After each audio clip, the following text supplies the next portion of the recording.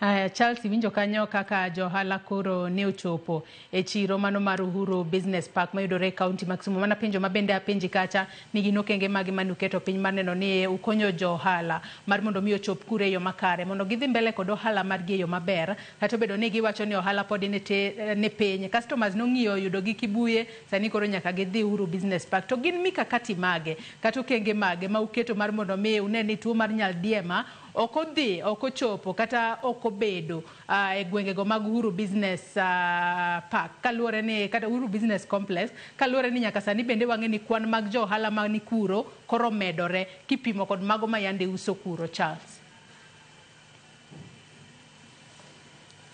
Erokamano Joyce, amora ahinya gi kaka utimo coverage, uwinjo duond johala kendo uneno comments gi ywak margi to kata gi mor madigi bed godo.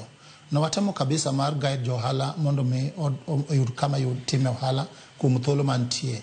King'iyo Uhuru Market kama ne guide gi mondo gidhie, en kama olos maber, en kama onge buru, en kama pi nitie, en kama choche nitie kendo ler, en kama ikete taka nitie molosi, en kama bende nyalo ting'o ji mang'eny. Kendo johala kanodonjo kacha, gidonjo ma sani winjo kamoko wacho kanyo ni dawawegi kuom thuolo moro kata mar dwe kata ndalo madhi mbele mondo mi gimed tiyo kanyo, nikech gidhi ginwang'o ka environment mantie kacha ok rachruok, mak mana ni kantiere improvements to wanyalo keto improvements.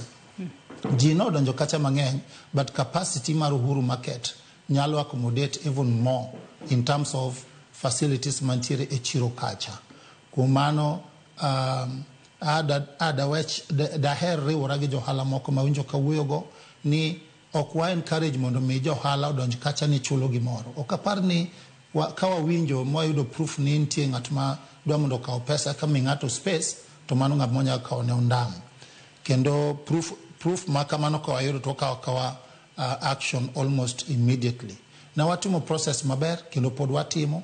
Kapo nitie johala moro amora ma nokoyudo space kata ni koro pod enoko kacha, to nitie thuolo mar mondo mi omanyne kama onyalo timo ohala.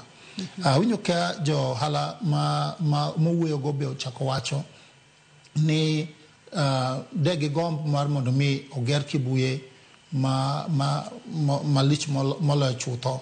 Daher nyisogi ni wan kaka county wantie kod chenro mar timo phase 3 mar Kibuye. At the right time wabro loso gi johala to wabro nyisogi ni awachano mar mondo watima gima to giye kodwa through public participation components monyalo chakwa media chiro mondo o improve chiro. Chiro mar Uhuru bende nitie kamano. Mana mapiyo piyo chiro mar Uhuru adwa mondo mi ajeo jopiny ni gi many kama Uhuru nitie gi bige yud mwandu. Gibigi nyiew mwandu Uhuru en kama ber, nitie parking, nitie everything. Inyalo biro mondo ikaw mwandu ni kanyo. Kamano. Nitie janeno